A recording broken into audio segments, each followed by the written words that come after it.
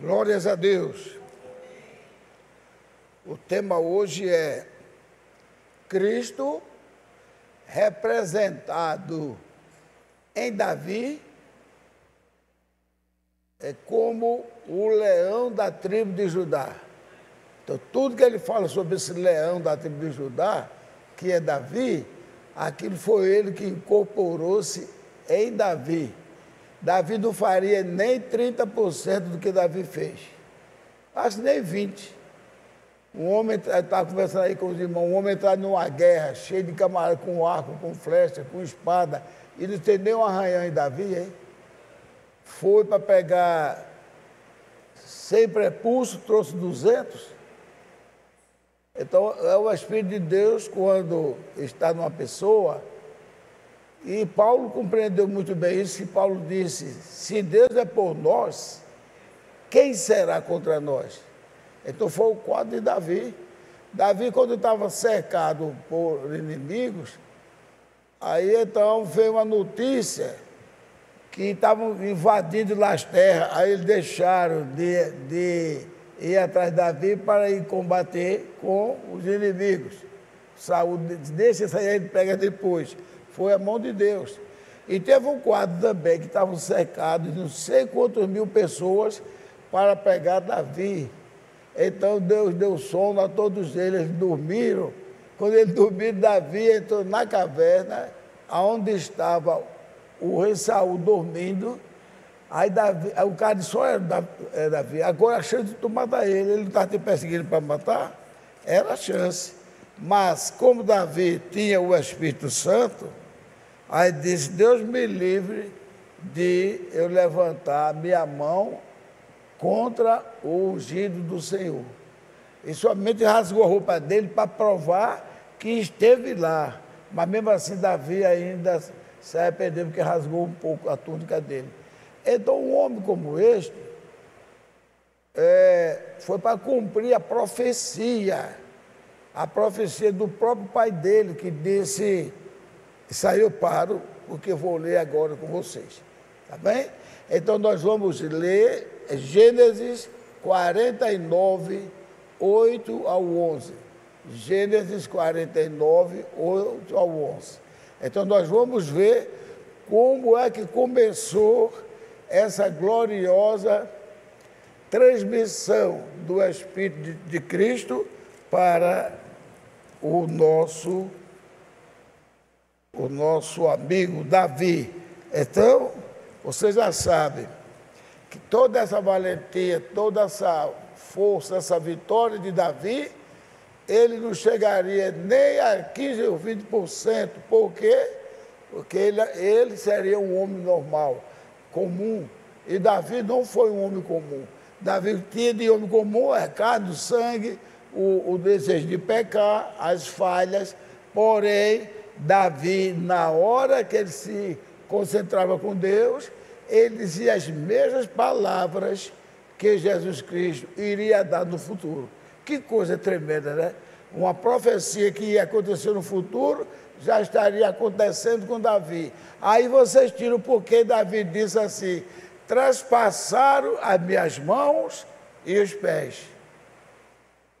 E lançaram sobre mim sorte, sobre a minha túnica, e distribuíram, fizeram um jogo para sortear a minha veste, ou a minha túnica. Então, veja só, essas coisas Davi falou, Davi nem sabia o que estava falando, ele escreveu.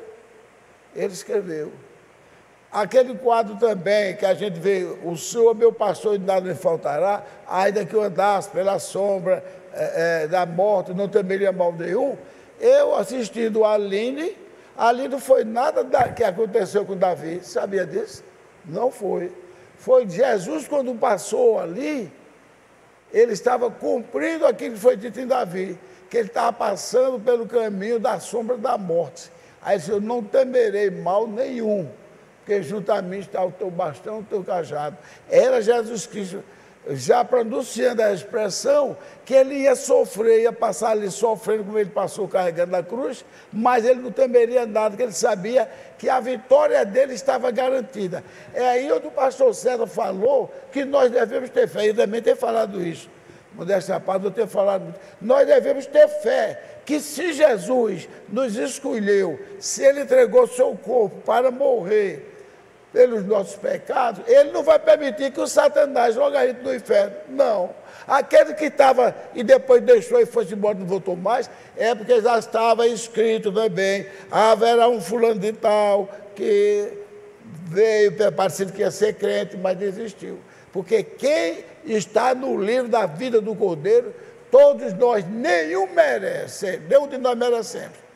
Nenhum de nós merece, mas todos que estavam ali já estavam comprados pelo sangue glorioso do Senhor Jesus Cristo. E o Senhor Jesus Cristo não deixa que uma mancha do pecado provocada por Satanás venha tirar um servo dele. Por isso que ele disse assim, olha, meu Pai, dos que me deste, nenhum eu perdi, exceto Judas, para que se cumprisse as profecias.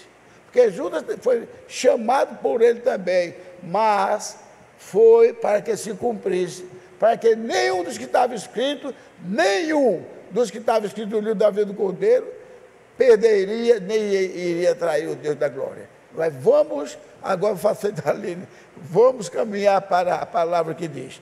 Então, Gênesis, todos já acharam, Gênesis capítulo 49, versículo 8 ao 11. Você veja como é maravilhoso, né? Então vamos lá, nós.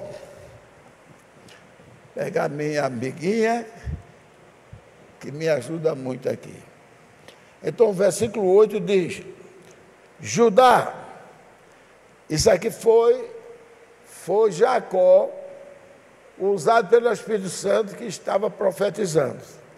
Judá, a ti te louvarão teus irmãos, a tua mão será sobre o pescoço de teus inimigos. Veja só a valentia que ele ia dar a Davi.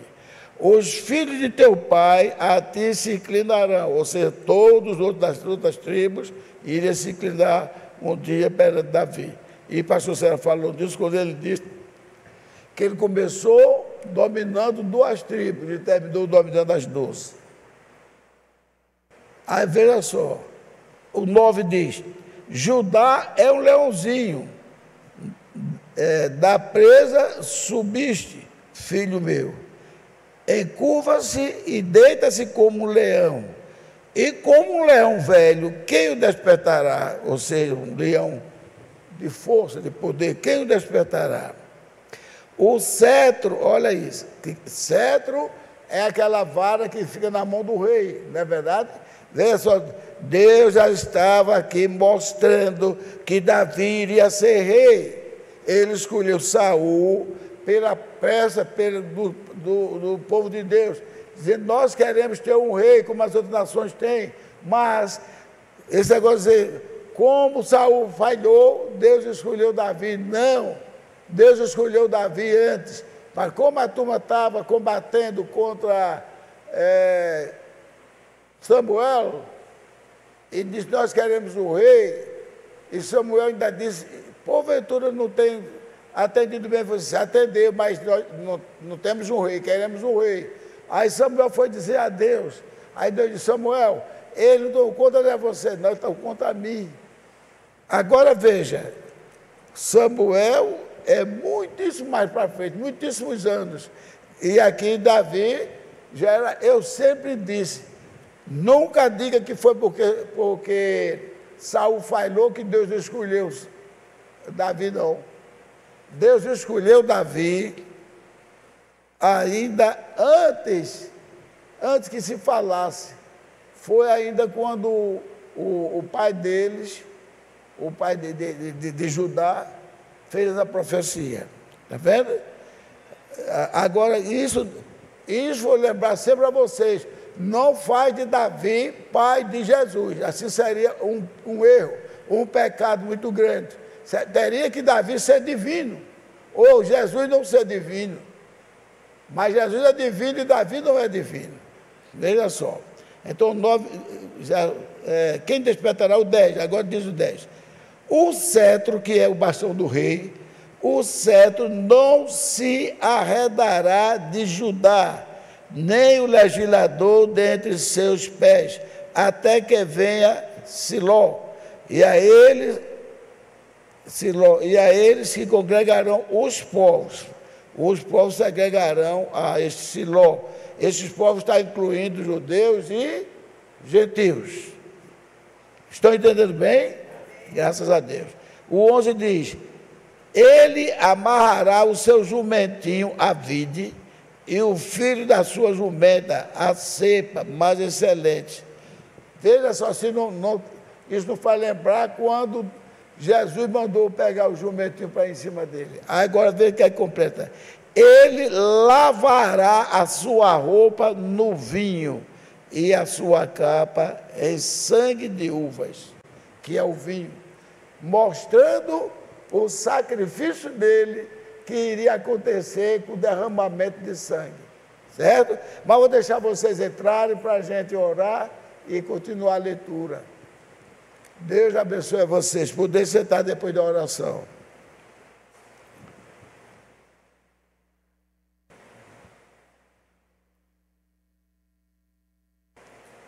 Vamos orar? Glorioso Pai Celestial, te damos graças pela tua misericórdia. Agradecemos por esses amados irmãos estarmos aqui todos juntos para te adorar, te glorificar. Abençoa, Senhor, aqueles que vieram e aqueles que ainda hão de vir, mesmo nesta tarde chuvosa. Pedimos que o Senhor abençoe a todos que estão prestes a vir.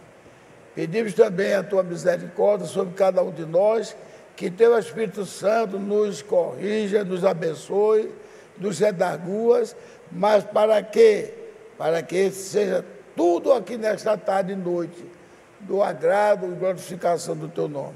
Abençoa também o pastor César, que está lá celebrando a Santa Ceia, estará lá, e a todos quantos viram para cá, e também todos que já chegaram. A propósito, já tem algum visitante hoje aqui nesta hora? Tem algum visitante? Ainda não, né? Mas virão visitantes. Então, Senhor Jesus Cristo, no teu santo nome, pedimos a tua misericórdia, abençoa também os cânticos, com os músicos e esses rapazes que trabalham aí como ajudando na produção da sonoplastia e outras coisas mais. Também todos aqueles que trabalharam na limpeza da igreja. E em tudo, ó Deus, em tudo seja para a honra e glória do teu bendito nome. Amém. Aleluia. Podem sentar, meus preciosos irmãos. A primeira leitura, para quem chegou agora, foi Gênesis 49, 8 a 11. Agora nós vamos para a segunda leitura. Segunda leitura, nós vamos. É o Salmo 89, 20 a 37. Salmo 89.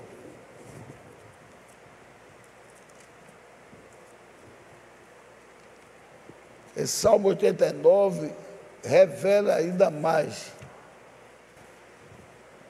mais o que Deus fez de Davi. 89. Obrigado, Madeleine. Deus te abençoe, minha irmã. Eu já ia pedir água mesmo. A senhora é tremenda, Deus te abençoe. Então, 89, a partir do versículo 20.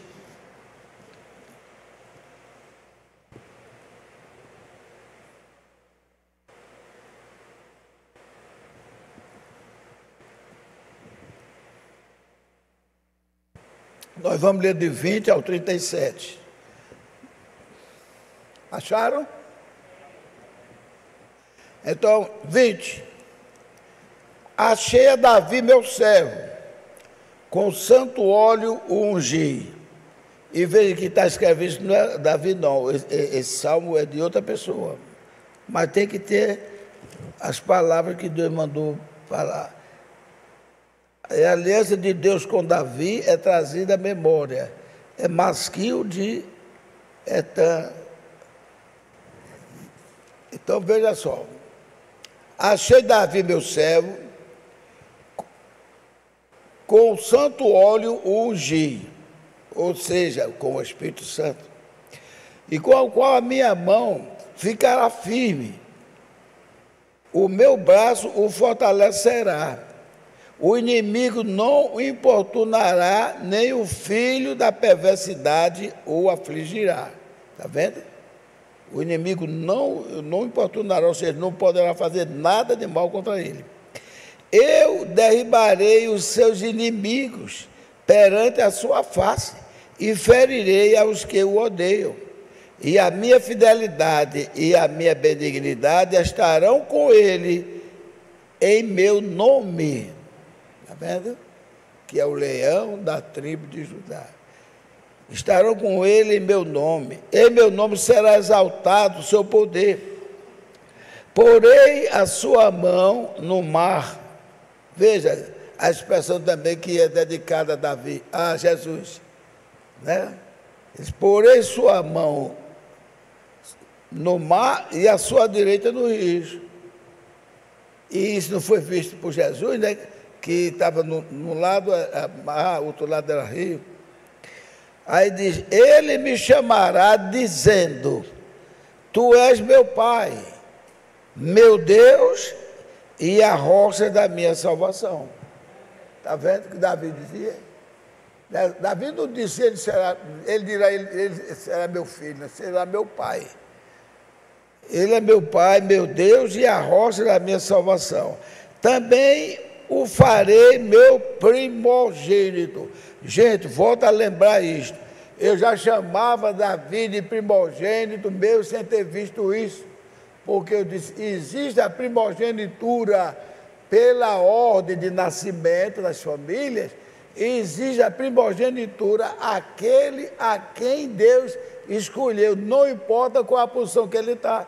Ele era o último filho de Jessé, era o oitavo. É a mesma coisa de José. José era o penúltimo filho de Jacó, mas também foi chamado de primogênito. Por que é primogênito? Porque o primogênito de nascimento, Rúben, fez uma vergonha ao pai, deitando na sua própria cama com a concubina dele. Aí perdeu a primogenitura. Veja só, também farei meu primogênito mais elevado do que os reis da terra. Quem poderia derrubar esse homem? Quem poderia acusar Davi? Quem poderia ferir Davi? Ninguém. Por isso que Paulo diz com aquela tremenda sabedoria, se Deus é por nós, quem será contra nós? Você imagina um homem lutar, sair para uma batalha, que era para trazer 100 prepulsos, ele trouxe 200, não veio com nenhum arranhão. Saul, na hora que ele estava descuidado, Saul pegou uma lança, e aqueles homens sabiam jogar lança, pegou uma lança, jogou nele, ele se esquivou. Ele ia ser traspassado pela lança. Está provando aqui, ó. Também farei meu primogênito mais elevado que os reis da terra. Ele superou o próprio rei dele, que foi Saul. A minha benignidade lhe conservarei eu para sempre, e a minha aliança lhe será firme, e conservarei para sempre a sua semente. Agora veja o que Deus diz aqui, olha. E o seu trono como os dias do céu, ou seja, não sai nunca. Se os seus filhos deixarem a minha lei, que o primeiro filho que fez isso foi Salomão, não andarem nos meus juízos, se profanarem os meus preceitos e não guardarem os meus mandamentos, então visitarei a sua transgressão com vara e a sua iniquidade com açoites. Veja, mas não retirarei totalmente dele a minha benignidade, nem faltarei a minha fidelidade. Não quebrarei a minha aliança, não alterarei o que saiu dos meus lábios. Uma vez jurei, veja só, quem está dizendo isso é Deus. Uma vez jurei a minha santidade, que não mentirei a Davi. Veja só, a sua semente durará para sempre, e o seu trono como o sol diante de mim. 37. Será estabelecido para sempre como a lua e como uma testemunha fiel no céu. Amém? Eu vou parar aqui porque queria mais ler sobre Davi. Então, gente, quem, perguntamos, derrubaria Davi? Quem impediria o sucesso de Davi? Quando Deus quer, Ele faz assim. Ele faz coisa para dizer que você cometeu um tremendo pecado. E ele cometeu. Ele cometeu o pecado, Betseba e o seu esposo. Ali foi um dos piores pecados. Mas o pastor César explicou, né? Ele pediu perdão, se arrependeu, e ele faria qualquer coisa, mas não passaria por cima da palavra de Deus. Aí eu estava até conversando com o pastor César, quando eu larguei do culto ontem. Eu disse, pastor César, eu ia ler esse salmo essa semana, e não li, aí li outras leituras, foi a semana passada. E agora, quando o senhor pregou isso aqui, me ajudou mais ainda, eu sempre. Ele disse, e eu também pensava nisto.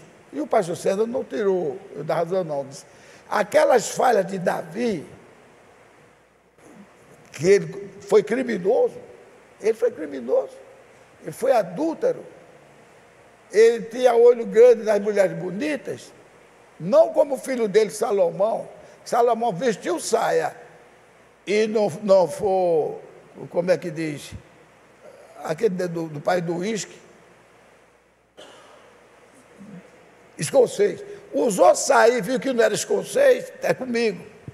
Até um dia pregou aqui sobre Salomão, quando ele queria uma mulher estranha, ele casava com ela para viver em paz.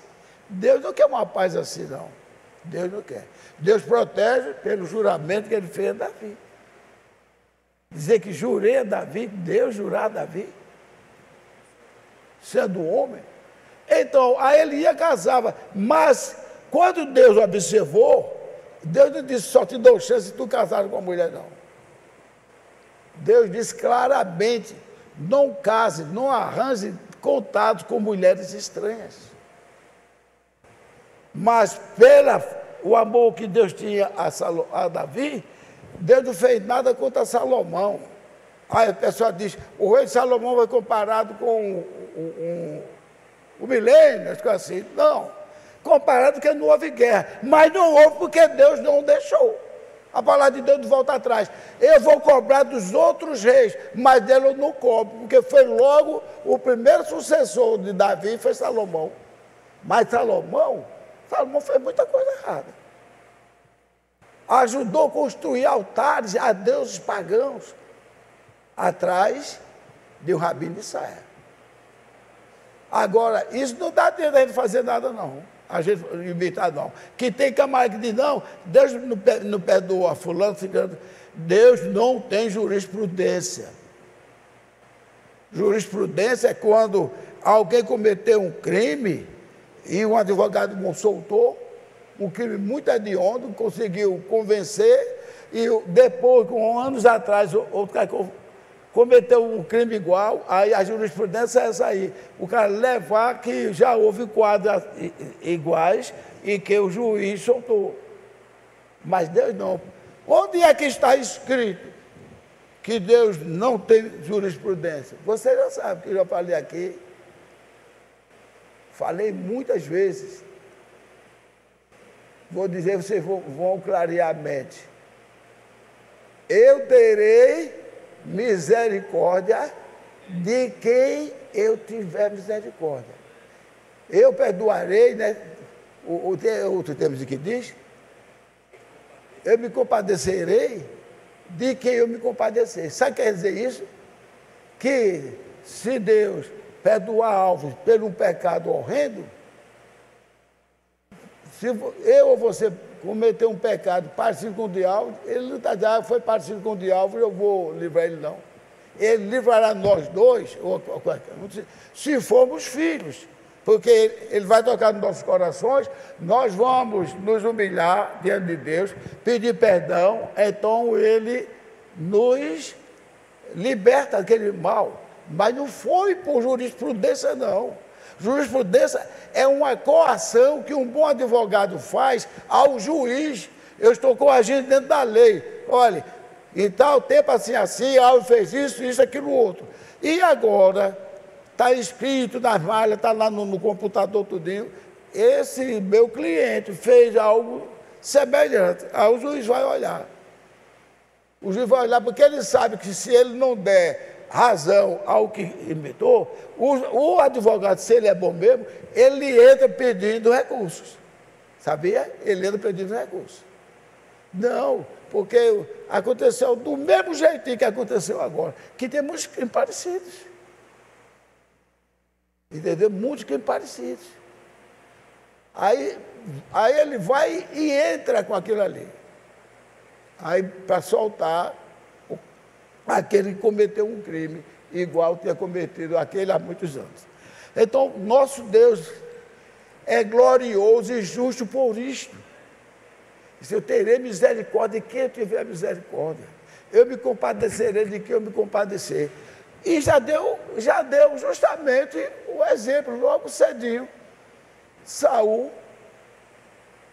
Se você for olhar o pé da letra, quem pecou mais foi Saul ou foi Davi, em relação aos pecados deles dois, né? na adoração deles dois, não. Na adoração, Saul foi fraquíssimo. Então, veja só, mas Deus cobriu os erros de Davi, porque ele tem autoridade para isso, e não cobriu daquele menino. Primeiro, Deus estava irado com os amalequitas. Deus estava tão irado com os amalequitas que disse, eu não quero nada da terra deles. Mate ovelha, mata até criança. Uma pessoa, mamãe com uma criancinha, alguma amalequita ali com a criancinha, e vi um guerreiro de Davi, enfiar a espada assim, no coração de uma criança com um ano nos braços. Que coisa cruenta. E ele matou várias mulheres, aliás, todas as mulheres, matou todos os homens. Quando chegou em Agag, né? Chegou em Agag, tu és o meu colega, tu és rei também. Tu serás o meu conselheiro. Agag já ficou respirando assim. Aí quando chegou Samuel, que desmantelou tudo que ele fez, me dê a espada aqui. Gente, parece que eu estou vendo Samuel todo vermelho de sangue. Todo vermelho de sangue. Porque Samuel não deu uma espadada só no coração, não. Samuel ficou assim, tim, tim, tim. Tu desfilhasse muitas mulheres, agora tu pagará e o sangue. Quando ele parou, que a mão dele cansou, ele estava sujo de sangue e o cara não tinha mais sangue, todo o sangue já tinha descido. Aí ele virou-se para Saul. Quando Saul sentiu que o quadro foi sério para ele, aí pediu arrego, não, pede, ora o teu Senhor por mim, não sei o que lá. Aí Samuel foi sair, ele puxou Samuel. Quando puxou, rasgou a roupa de Samuel. Aí Samuel disse, por que rasgaste a minha roupa? Assim como rasgaste a minha capa, o Senhor tem rasgado o reino de ti. Agora veja, tem peça para Deus? Não, porque Deus é quem faz o tempo. Eu acho que não tinha nem talvez, no máximo 3 ou 5 anos, e Deus deixou Saul reinar até os 40 anos. Mas o rei primeiro mesmo não foi Saul, a gente diz foi Saul. O rei primeiro de Deus, quem foi? Davi. Davi. Por isso que ele escolheu um homem que agradasse, um homem forte, alto, bonitão. É tão alto ele que o homem mais alto tinha a diferença de bem uns 30 centímetros ou mais de Saul. Mas Deus usou, porque para ele, não, vou deixar esse tempo todo, não, eu faço o tempo, eu vou mostrar que eu queria, e todos os outros ele deu de 40 anos, depois foi que ele foi modificando, mas até uns 4 ou 5 reis, foi 40 anos. Então Deus sabe como faz. Deus não se esconde para parecer Deus é bom, Deus não faz mal a ninguém. Não, não. Nós não vamos dizer que Deus não faz mal a ninguém, porque nós somos servos do Deus vivo. Deus tem misericórdia de nós. Mas Deus não faz mal a ninguém? Olha, essa expressão também não é muito feliz, não. Sabe por quê? Porque o próprio Deus disse: haverá um pecado, morte, doença, Israel, que não foi eu que fiz. Agora, ele não precisa fazer com as mãos dele, não. Ele chamou de lado dos infernos. Quem quer ir para levar um espírito de mentira para Acabe, para que ele caia na guerra e morra? Aí, quando ele fala assim, já tem um pronto para aquilo ali. Aí se aproximou o espírito do mal e disse: eu irei e serei o espírito de mentira na boca de Acabe e seus profetas. Aí ele disse: então vai. E quando o Davi ainda era rapazola, que Saul tinha o chilique dele, por causa do espírito mal vindo da parte do Senhor. Aí tem que ficar o espírito mal vindo da parte do Senhor, já falamos muito aqui, que até o diabo é servo de Deus. Sabia disso? Ele não pode fazer nada conosco, mas não pode fazer nada sem que Deus permita. E Deus permite se estivermos errados e precisamos levar um couro. Ou se não, se Deus quer enfrentar o diabo e dizer: oh, vai ser derrotado pelaquela minha serva, pelo aquele meu servo. É isso que nós devemos pensar. É isso. Porque se o diabo... Não, eu odeio todos, deixa ele odiar, glórias a Deus, deixa ele nos odiar. Aí não deve querer bem com o diabo mesmo, não. Deixa ele nos odiar, porque ele não pode fazer nada. A Bíblia ensina tudo a gente para ele saber se comportar como cristão. Como cristão. Não está falando do outro, não está brigando, não está mostrando o erro dos outros. Eu disse até uma expressão aqui: ao invés de criticar, é melhor orar pela pessoa. Se a pessoa está parecendo que está no caminho mal, um irmão daquele ali vai, bota no ombro dele: meu irmão, está com o seu mal com você, alguma coisa, e começa a conversar, porque você pode estar nervoso, não sei o quê. Do mesmo jeito, uma irmã com outra irmã. A indústria dela vai se abrir, porque você já orou: Senhor, ajuda eu convencer esse irmão a voltar para ti. Então, Deus dá essa ajuda. Irmão, você vê que o irmão Branco fez? Uma mulher foi tocar, ela era novata, foi tocar no órgão. Quando ela sentou, a sata aí ficou um palmo de saia mostrando as pernas dela e as costas. Ficaram tudo revoltado. E o irmão Breno não tinha visto isso. Quando terminou o culto, foram logo em cima do irmão Breno. Irmão Breno, sabia que ele era um homem duro, né? Aquela irmã assim, o irmão Breno, possuidor do Espírito Santo, disse: irmão, a senhora é uma dama casada, vá lá, passe a mão no ombro dela, ela é novata, e diga: minha filha, você agora é uma santa de Jesus, não venha com traje desse mais não. Você agora é uma filha de Jesus, está dando testemunho. Foi o santo remédio. Agora, já imaginou chegar assim? Que vergonha, tocando no órgão e suas pernas aparecendo. Estaria humilhando a mulher. Quem vai para Deus... Eu cometi um erro contra meu próprio irmão. A gente estava ali ainda. Aí quando eu olho, entrou meu irmão e uma mulher, e meu irmão estava de bermuda. Aí eu disse: Dequinho, eu acho que você não ficar aqui não. A gente é acostumado com aquela parte rígida. Você está de bermuda na casa do Senhor. Aí ele: é mesmo, né? Desculpa aí. Aí agora você pode vir quando tiver vestido decentemente. Ele nunca mais veio. eu falando isso com o pastor Moisés, que hoje está lá na presença de Deus, aí o pastor Moisés me ensinou, irmão, é porque a gente vai aprendendo coisas e pensa que a gente é um santarrão. Pode entrar aqui um bêbado, só se ele estiver abusando, mas se ele não estiver abusando, deixa ele assistir. Porque o Espírito Santo não tem cachaça nenhuma que interrompa o Espírito Santo.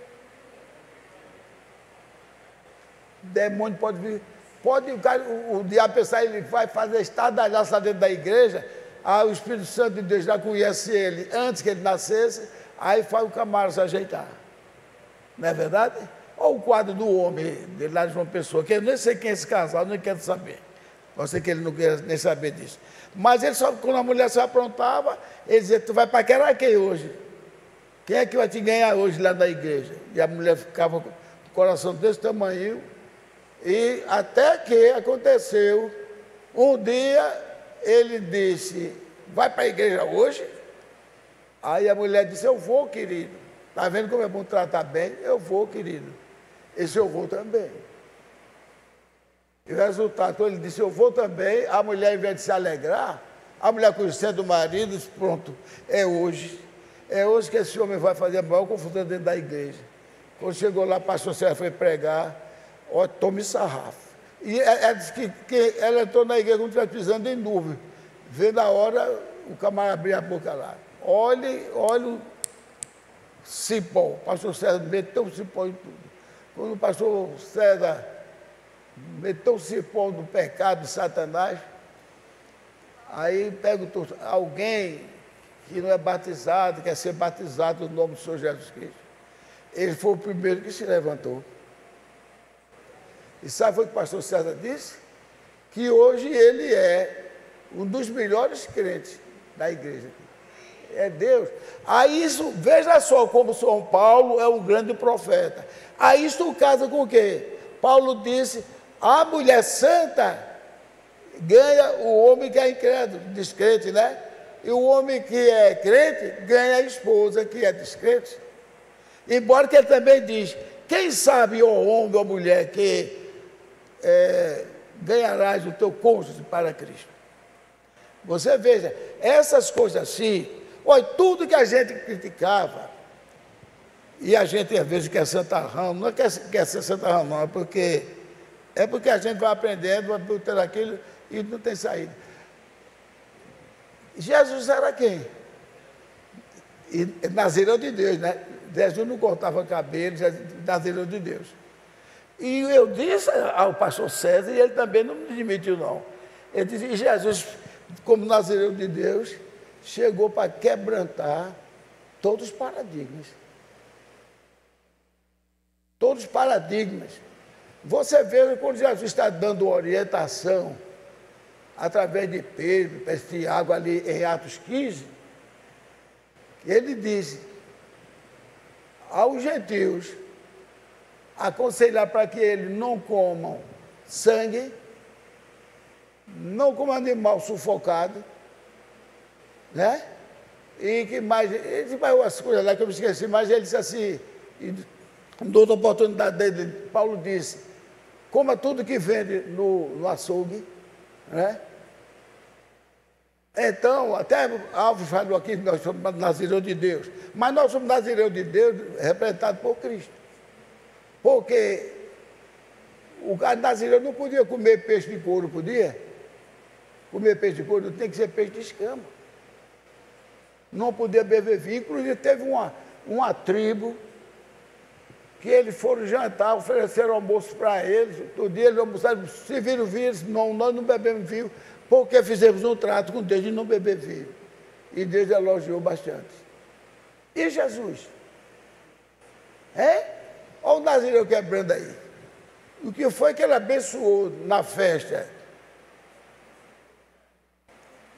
de Caná? Vinho. Quando ele estava junto com a turma, ele estava fazendo o quê? Ele estava bebendo água ou vinho?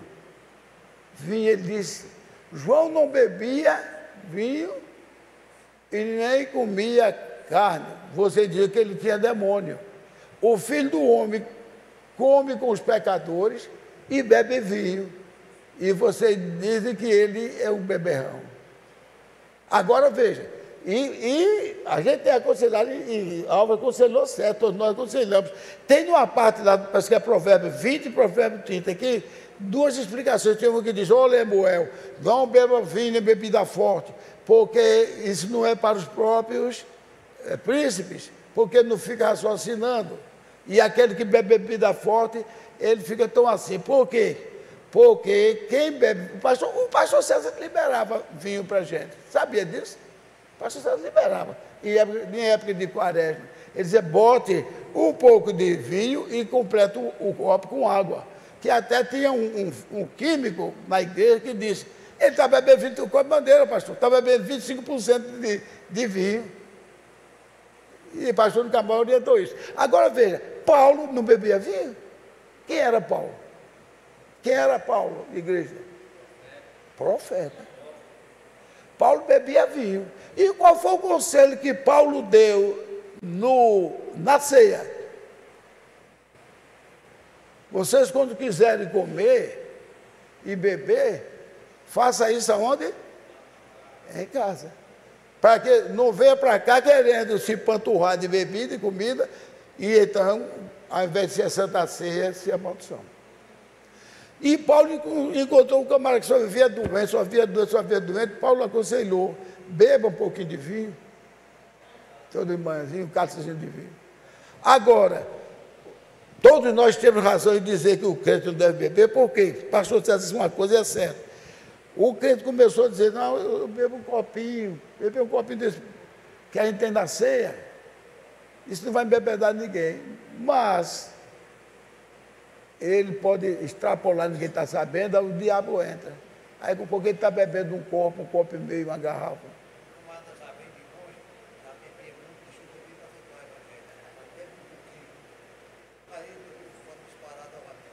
Dispara e fica bebendo, entendeu? Mas eu conheci um irmão, não vou julgar ele mal, até na hora quando ele disse aquele senhor, depois eu me lembrei. Ele disse: Ivan, eu tomo esse copinho de 50 ml, eu tomo ele todo dia antes do almoço. E o noto está fazendo bem para mim. Aquilo não vai brigar ele.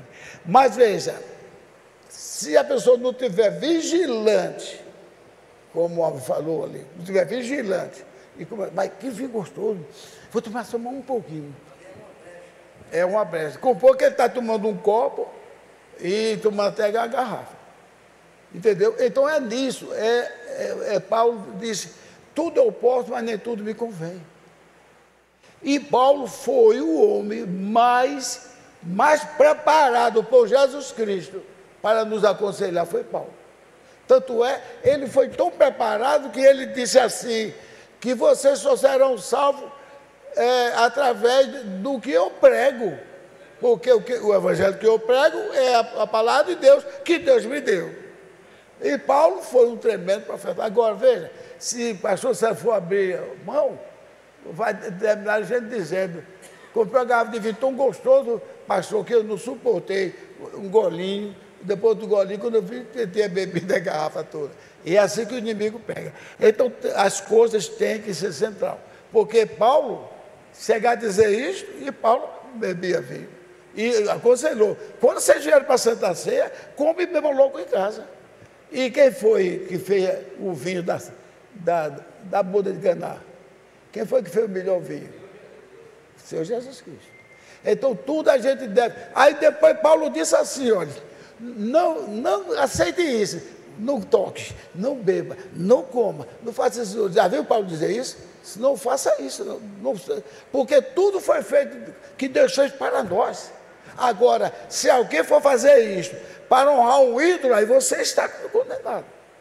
Aí diz: se eu comer carne, mas estou junto de um irmão que é fraco, eu não como carne para não escandalizar ele. Vê como Paulo tinha noção, não é isso? Paulo tinha noção. Eu não como a carne, eu como legumes. Aí, se você vê seu irmão comendo legumes porque ele é fraco nesse sentido de que achar que tudo é pecado, uma irmã mesmo, perto da minha casa, até assembleana, irmão Gilvão, eu gosto tanto de milho, tanto de comida de milho, irmão Gilvão, mas nessa hora eu não posso comer, Por quê? Está na época dessa festa junina. Eu digo, o que é que tem, Marcelo, comer uma pamonha, com bebida? Não, meu irmão, porque está tudo oferecido ao João. Que oferecido? João nem sabe que tem essas coisas aqui. Na verdade, está tudo oferecido ao João. Agora, olha o resultado, está acontecendo muito das igrejas. Dançar o negócio sem João com Jesus. Agora, dançar o forró sem João com Jesus. Forró sem João com Jesus. Aí acham que Jesus vai dizer, o povo maravilhoso, ele tirou o nome de João, botou Jesus. Isso aí é hipocrisia da brava. Então nós devemos, agora, sim, olha como Paulo é tremendo. Não coma sangue, não coma galinha de cabidela e animal sufocado. Mas você está viajando, aí vai para casa de uma família que você ia conhecer. Aí lá bota aquele almoço. Se só tiver galinha de cabidela, você ore ao Senhor Jesus Cristo, evite tomar o excesso do caldo e coma da carne. Paulo comer de tudo que eu vos apresentar. E de outra expressão, ele diz comer de tudo que vem do açougue. Agora, se quem botou, ou quem vem visitar a gente, vou terminar, gente. Se vem visitar a gente, é um bocado de crente aí. Aí eu já vi dizer que crente não come sangue. Aí chega na mesa, olha, irmão, hoje tem galinha de cabidela, ou tem sarapatel. Mas eu vi dizer que os crentes não comem, né? Não coma, não. Por causa da consciência. A pessoa diz, eu vi dizer que crente não come sangue, sei que lá. Não coma só feijão puro, não, porque nós somos crentes, nós não podemos comer. Mas se a pessoa, de uma maneira normal, chega, ele vai pregar no interior, ei, seu Caleb, vamos lá, vamos almoçar comigo. Quando o Caleb senta na mesa, quando ele vê o cheiro de galinha, cabidela. Só se ele for fraco. Ora o Senhor e está ouvindo os conselhos de Cristo que deu a Paulo. Coma sem fazer nenhum comentário. Agora, se a pessoa lá fizer comentário, não coma não. Almoço puro, não é nada demais. E o pastor foi para uma festa de casamento, sabia disso? E sabe o que foi servido lá? Peru a cabidela. Peru a cabidela, o pastor, o consorte, mas não tinha ninguém ali para vir dizer nada a ele. Ele apenas fez o jeitinho de escorrer mais o sangue e comeu, na festa de casamento. E na festa de casamento, a turma bebeu vinho, né? Jesus fez vinho para um bocado de pinguço lá. Quer dizer, são coisas que Jesus veio para quebrar certas coisas que o homem fazia. Não come. Outra coisa, por que Jesus escolhia mais dia de sábado para curar, para comer coisa? Por quê? Para quebrar, sabia? Ele tem autoridade, que tudo via sobre as costas dele para quebrar. Os discípulos tirando espiga de milho e comendo. Esse homem não é de Deus, não. Se for de Deus, você sabe. Não vi isso foi que foi Davi, não. Que nem podia nem comer, e ele entrou e comeu e deu aos seus homens. Era dia de sábado. Curou a mulher dia de sábado. Não é de Deus, não. Curou essa mulher de sábado. Ela é uma filha de Abraão. E se caísse um boi, você não salvaria o boi? Então, gente, são essas coisas que faz a pessoa, ao invés de estar servindo a Deus, está servindo a uma religião. E a religião não agrada a Deus. Deus não vem aqui salvar nenhuma religião, não. Deus vem salvar um povo que Ele já escreveu o seu nome no livro da vida do Cordeiro. Glórias a Deus! Glórias a Deus! E nós temos que ter essa fé em Jesus. Temos que ter essa fé. Eu peguei e nunca entraria no céu pela minha condição. Quem entraria? Profeta Mombrana. Profeta Mombrana dizia: Senhor, perdoa a minha incredulidade. Um profeta conversava com Jesus assim: Jesus, Brano, faça assim, você quer ir conversar com Jesus. Mas ele sabia, tinha o respeito que ele sabia. Paulo também não disse isso. Paulo conversava com Jesus e disse: se eu não colocar o meu corpo à servidão, né, para me quebrantar, até eu, depois de ter salvado a muitos, posso ser reprovado. Mas Paulo Tenha a noção que todos nós cristãos, agora, se estamos num lugar que a gente fizer qualquer coisa vai servir de escândalo, é aquilo que Paulo disse: não coma, não faça nada, não vou fazer aquilo que eu estou fazendo. E nós devemos evitar a aparência do mal. Que Deus nos abençoe, igreja do Deus vivo, glórias a Deus. Sabe que nós estamos salvos em Cristo Jesus. Devemos evitar o mal, o pecado, mas se cometemos, temos um advogado, como disse Pedro, junto ao Pai para perdoar nossas falhas, porque ninguém entrará no céu pelos seus próprios meios. Glórias a Deus, Deus nos abençoe. Até a próxima, se Deus quiser. A próxima tem mais.